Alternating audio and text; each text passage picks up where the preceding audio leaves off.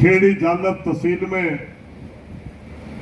इकट्ठे खेड़ी जालब तहसील के सभी किसान साथियों हमारे समर्थन में आए। भाई बहुत दूर तारे हैं, मीठा सा गांव है, पाई बड़ा गांव है। इन चौधरियों की अरबन नालूम से भी दो भाई आया फुंदे हरे कर रहे नहीं, पीड़े भी रख लिया करते कदे। हमारे बीच में हमारे भाई गोयल जी, क्योंकि वो फुंदाला का हाथ में कलम हाथ ज्यादा भाइयों ने देख लिया पीड़ा नहीं ठीक है वो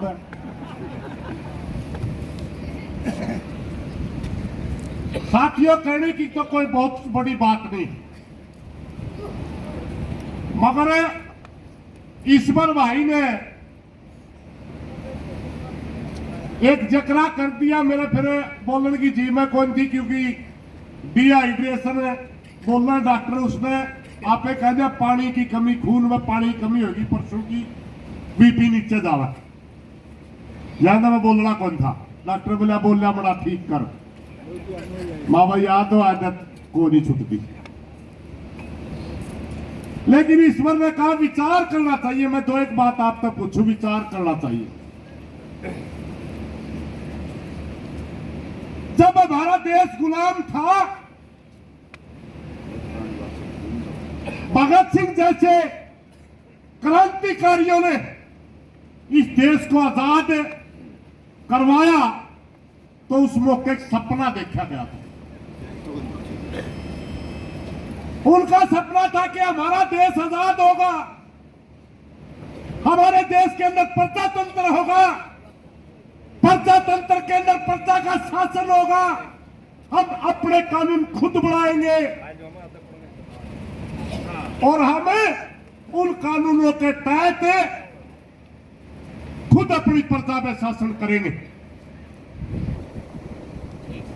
प्रजातंत्र का असल अर्थ भी ये होता है, प्रजा द्वारा बनाएगा कानून प्रजा के लिए, यही इसके अर्थ होते हैं। हम भारत के लोग बड़ा सूत्रा समझना क्या संविधान में, और सच्चे मायने में क्या आज जो काम मात्र 5 मिनट का फाइल देख के साइन करना, उसके लिए हम 3 दिन तक बाट देखा। जो काम 2 दिन का था वो 25 दिन में होया। क्या यूं प्रजातंत्र है? क्या हमारे देश को हमारे बुजुर्गों ने इसलिए आजाद करवाया था? साथियों, आज इस प्रजातंत्र के अंदर बड़े बड़े उद्योगपतियों का कब्जा हो चुका है। आज इलेक्शन मात्र पैसे वाले का खेल रहेगा, मात्र पैसे वाले का। और 2 चीज बता दो आप लोगों ने, चाहे काम का सरपंच चुन लियो, जो भाई पीछे के बलबूते पे जीत कर जाएगा वो पीछे की कदर करेगा, क्योंकि उसने बेराह तेरे पल्ले कुछ नहीं था तो रुपये जिताया। और जो जनता वो भाईचारे के हिसाब से कहीं कामयाब होगा, वो भाईचारे की इज्जत करेगा, क्योंकि उसने बेराह तो तेरे पल्ले कुछ नहीं था, भाईचारा लाग लिया तेरी इज्जत होगी। जिन भाइयों को हमने इन कुर्सी दी, वो अपने वोट को वोट ही नहीं समझते। जब इलेक्शन का समय होता है वो जाति और धर्म में बांट देते हैं। जब इलेक्शन का समय होता है कोई दारू पिला देता है, कोई नगद रुपये बांट देता है, और हम उनके बुकाए लाग जा, और बुकाए लाग के फिर अपन न्यू बैठना पड़ा। हमें खुद विचार करना चाहिए, इसके दोषी कौन है? हम दोषी इसके खुद, हम खुद दोषी है इसके। हमने अपनी ताकत को नहीं पहचाना, हमने अपने भाईचारे को नहीं पहचाना। आज मात्र एक छोटा सा पटवारी पूरे गांव की गिरदौरी लिख के दे देता है कि इस गांव में नुकसान हुआ या नहीं हुआ। वो हमारे टैक्स के द्वारा जो पैसा इकट्ठा होता है उससे तनख्वाह लेता है। और जब हम कहते हैं पटवारी ने गिरदौरी गलत कर दी, उसका साथी कौन कौन पाया जाता है? कानून को उसका साथी, तहसीलदार उसका साथी, एसडीएम उसका साथी, डीसी उसका साथी, मंत्री उसका साथी, और पूरा काम झूठ। पूरे गांव को कह दिया जाता है तुम झूठ बोलते हो, क्योंकि हमारी कदर नहीं कहीं। हमने जब भाईचारा के हिसाब से इकट्ठे होकर के चैलेंज किया कि इस तहसील की गिरदौरी गलत हुई है, कमेटी बिठाई, कमेटी ने रिपोर्ट दे दी। रिपोर्ट दिया पास कितना काम हो भाई, मैं बताऊं आपने। जिस मंत्री ने रिपोर्ट के लिए कमेटी बढ़ाई, उसकी टेबल पर जाने सारे पहला देख कर आपकी रिपोर्ट आएगी, धड़क दे साइन करके फाइनेंस कमिश्नर का भेज। फाइनेंस कमिश्नर किले गिन के और जो रिपोर्ट है कितने % नुकसान दिखा रखा है, उसका पैसा कितना बढ़ता है, या बना के वित्त मंत्री के भेज दे, और वित्त मंत्री दस्तक कर दे। सारा 15-20 मिनट का काम भाई। कितना टाइम लगा इसमें,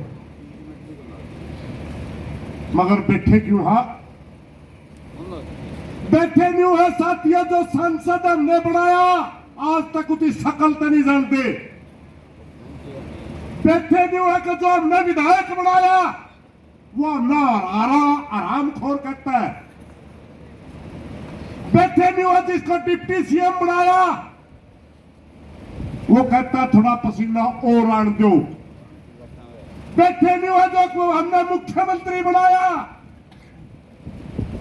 वो कहता है मैं पहला पटवारिया ने किमें लिखा था, ये पटवारी किमें लिखे, मैं किसकी तसल्ली करूं? क्योंकि वो दिमाग से ही हमारे खिलाफ है। मनोहर लाल खट्टर दिमाग से ही किसान के खिलाफ है।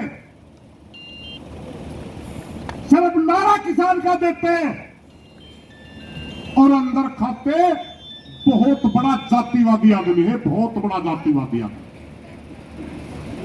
बात करता छत्तीस बिरादरी की, मगर जब कहा कहीं पर भी किसान की काम आता है तो गर्दन काटता है, 5 पैसे का भी लाभ नहीं होने देता। जब कहीं आता है काम किसी मार्केट का, 15 मिनट के अंदर करोड़ों रुपए माफ कर दिए जाते हैं। पिछले 15 साल के अंदर अगर इस भारतवर्ष के किसान को एमएसपी के तहत अनाज बिका होता, 23 फसलों का एमएसपी तय होता है, 45 लाख करोड़ का घाटा हो चुका है। हर साल 3 लाख करोड़ का घाटा होता है, कोई पूछने वाला नहीं, इसलिए कर्जवान होते हैं हम। और एमएसपी तय कौन करता है? कोई खेती करने वाला एमएसपी तय नहीं करता, कोई खेती का वैज्ञानिक एमएसपी तय नहीं करता। सीएससीपी नाम की एक संस्था बना रखी है, उसमें मात्र 2 या 3 आईएएस अफसर बैठे हैं जिनका कृषि से कोई लेना देना नहीं, मात्र दिखावा करते हैं। 8 तरह की कंडीशन उसके ऊपर होती है। बाजार के अंदर कितनी महंगाई बढ़ रही है वो देखना है, कहीं महंगाई ना बढ़ जाए। ये नहीं देखते कृषि में लागत बढ़ रही है, बाजार की महंगाई ना बढ़ जाए। ये नहीं देखते कि इसके अंदर पेस्टिसाइड कितना पड़ा, ये नहीं देखते इसका स्प्रे कितना हुआ, कितना खाद बीज हुआ, कितना तेल खर्चा किया गया, इनके ऊपर कितनी लागत बढ़ी। नहीं, ये देखते हैं कि कर्मचारियों की तनख्वाह के हिसाब से नहीं हम बढ़ा सकते। बाजार के अंदर गरीब आदमी भी बैठा है, अरे गरीब आदमी गाड़ी देते लाते कौन होता है? लेकिन वो एमएसपी के ऊपर भी अनाज नहीं बिकता साथियों, क्योंकि हम कमजोर हैं, क्योंकि हम कमजोर हैं, हमारी एकता नहीं है। अगर मैं इस पर लंबा बोलने लागू घंटे तक भाषण दे सकूं 1967 से लेकर आज तक के सारे आंकड़ों के ऊपर, मगर हम कहां पर कौन सी कमजोरी दिखाई हमने धरना शुरू करा, काम इकट्ठे करे थे, काम इकट्ठे करके नहीं पूछा था किसी भाई का तकलीफ हो अच्छे लड़कियों, ये चीजें हैं, धरना चलेगा, कोई तसल्ली नहीं। कहीं बेशरम सरकार है जो 5-7 दिन का काम होना था उसमें 13 महीने लाए थे। सारे भाइयों ने हाथ जोड़ के कहा था, हाथ खड़े करके कहा था कितने दिन लग गए, मौजा लेकर मान लेंगे, मौजा लेंगे, हमारा हक है, हम लेंगे। और उसके बावजूद एक आधा भाई का बेचारा आयु के पलयू उसका है कि नाम लिया कर नाम निवास तोतड़ा का, यू कैप्टन का बाबू का नाम भी बदल लिया, तारे बाबू का नाम बता दो, तोतड़ा तेरा बाबू का नाम, या ना कैप्टन तेरा बाबू का नाम। तुम इस समाज के हो, इस समाज के बच्चे हो तुम, दिशा भटक रहे हो, सिर्फ दिशा। अपनी ताकत को पहचानो। जिस दिन आपने अपनी ताकत पहचान ली, अपने नेताओं को कह दिया कि मेरा भाईचारा पहले और तू बाद में, मौका मिलेगा मेरे भाईचारे को, मैं उनके साथ हूं, उस दिन तेरी पढ़ाई होगी, तेरी इज्जत नहीं करेंगे। एक बात बताऊं भाई, मैंने आज तक किसी राजनीति वाला का चमचागिरी नहीं करी, और हरियाणा के सारे राजनेता जाने, जिसके खिलाफ माइक में सब तक कड़वा बोलिया वो सब तक मीठी चाह प्यावर दे, क्योंकि उसके न्यू है कलाई तेरी भी पका नहीं है।